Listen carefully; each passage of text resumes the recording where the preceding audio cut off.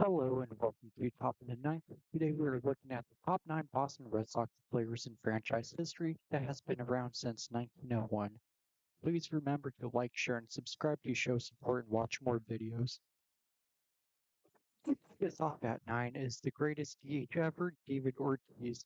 Ortiz would rank higher if we were looking at the most important players in franchise history, but he was a great hitter who didn't add value when fielding. Still, his talent was so good at hitting. He was the best hitter on 3 championship teams, helping the Red Sox break the curse in 2004 and winning in 2007 and 13 as well. Ortiz had arguably the greatest last season ever as aged 40 he hit 315 with 38 home runs and 127 RBIs and 48 doubles, showing he had more to give to the game of baseball, but chose to step away. In 14 years with Boston, he hit 483 of his 541 homers with them, with 10 All-Star appearances, while in 3 World Series he played in, he batted .455 in 14 games with a .576 on-base percentage, become their best ever postseason performer.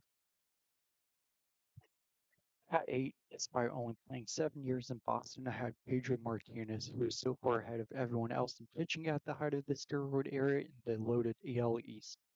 With Boston, he won 2 Cy Youngs, 2 runner-up finishes, and a third and fourth place finish as well. He had arguably the best 2 seasons ever by a pitcher in a Red Sox uniform in back-to-back seasons, as in 1999 had a 2.07 ERA with 23 wins and 313 strikeouts, with the monster ERA plus of 243, meaning he was almost 2.5 times better than the average MLB pitcher. The following year in 2000, he had a 1.74 ERA with 284 strikeouts, with a 294 ERA plus, being 3 times better than the average MLB pitcher. Pedro was a member of the Tour Championship team, and with just his time in Boston in 7 years, he went 117 and 37 with a 252 ERA and 1,683 strikeouts in just under 1,400 innings. He did all this during the height of the steroid era in the hitter-friendly AL East ballparks against the likes of A-Rod, Jeter, Carlos Delgado, and others. Seventh, I have Hall of Famer Chris Speaker, played 9 years in Boston from 1907 to 1915. He only played 7 of those seasons fully, and during those 7 seasons, he averaged 34 doubles and 38 stolen bases a season, while batting .342 during those years, as he was among the best players of his time, rivaling Ty Cobb. Speaker in his career has the 5th most hits all time, most career doubles, and 6th most triples, while having the 6th best batting average of all time. He won 2 World Series with the Red Sox and arguably a top 10 player all time, spending 9 of his 22 seasons with Boston, racking up 1,300 hits during those years and becoming the best player during their span and the 7th best player in franchise history. 6 is Dwight Evans, who didn't have as good of a peak as others on this list, but unlike them, he spent 19 seasons in the Red Sox uniform, where he was a top right fielder every one of those seasons. He was the best fielding right fielder of the 70s and 80s, winning 8 Gold Gloves, and in 19 seasons with the team, he hit 20 or more homers 10 of those years, proving he could hit and field very well. In total, he hit 379 homers and a .272 batting average for Boston, with over 2,300 hits, helping the Red Sox reach the World Series in 1975 and 1986, losing both time in Game 7. He also never made the Hall of Fame despite his 67.2 career WAR, being the 13th highest among players not in the Hall of Fame who are not active. He also has more career WAR than Miguel Cabrera thanks to Evans' great defense. 5 is one of the top pitchers ever, Cy Young, who played 8 of his 22 seasons with Boston. During those 8 years, he won 192 games with an even 2 ERA and 38 shutouts. With Boston, he helped them win the 1903 World Series, where he pitched 34 innings in 4 games to a 1.85 ERA to help them win the title. Back when pitchers were starting over 40 games a year and pitching 350 innings in a season routinely, Cy Young didn't spend a lot of time in Boston, but due to his workload and dominance, he is up there in many franchises categories.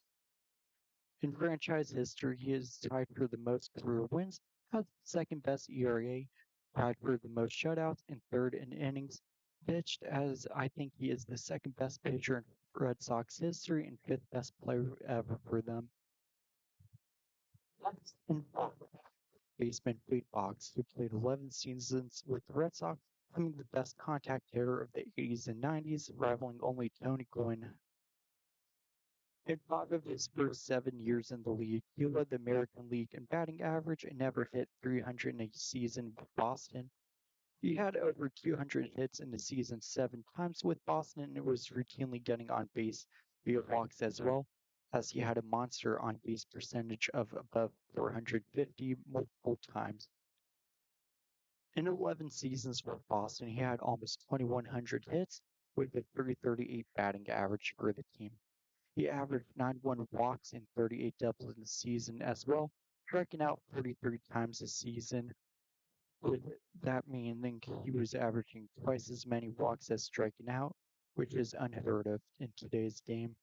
Member of the 1986 Red Sox World Series team, Boggs will go down as one of the best contact hitters ever, and in my opinion, fourth in Red Sox history, getting 8 All-Star nods, 6 Silver Sluggers during his time in Boston. At 3, I have the best pitcher in franchise history, an MLB record holder for most Cy Youngs ever, Roger Clemens. Clemens would spend his first 13 years in MLB with Boston, where he would have a first ballot Hall of Fame career even if he didn't play 11 more seasons away from Fenway. In 13 years, Clemens won 192 games with a 3.06 ERA with 38 shutouts and 2,590 strikeouts, while winning 3 of his 7 career Cy Youngs with Boston. He had over 200 strikeouts in a season 8 of the 13 seasons there, and is tied with Cy Young for most career wins, shutouts in Red Sox franchise history, while having 500 more strikeouts than second best Tim Wakefield. The second best player in franchise history is Carl Yastrzemski, played all 23 seasons with Boston. The 1967 Triple Crown winner and MVP, this Triple Crown would be the only hitting Triple Crown for over 40 years until Miguel Cabrera won the Triple Crown in 2012. An 18-time All-Star and 7-time Gold Glove winner, he has had 3,419 career hits, good for ninth in MLB history. A career like this would see him number 1 in most franchise histories, but he is only number 2 in Red Sox. On top of this, he has 452 career homers and was the star of the 1975 World Series team that lost in 7 games, as well as the 1967 World Series losers, where they lost in 7 games as well, as this Hall of Famer couldn't break the curse of the Red Sox. The second best left fielder of all time, behind only Barry Bonds, is Ted Williams, who is the greatest pure hitter ever and best Red Sox player in franchise history. Williams put the signs of hitting the ball into his game, leading to his great results. A career that could have been so much more, as in 19 seasons, he missed 3 full seasons of his prime due to him serving World War II and being injured for pretty much 4 additional seasons as well. But still, no one was like Splinter. Williams is a 2-time MVP, finishing runner-up 4 other times as well, having 521 career homers and a 344 career batting average. He has the highest career on base percentage in MLB history as well, with a 482 mark. He also has a single season WAR above 6.6 11 times, with 6 seasons being above 9, with him becoming the best pure hitter ever and the last player to hit above 400 in a season. The only knock on his career is he only made the postseason once. In my opinion, if he stayed healthy, Williams would have been the best player in MLB history, but due to missing seasons with World War II, missing on average 40 games a year, still he is 11th all-time in career WAR and the greatest Boston Red Sox player ever.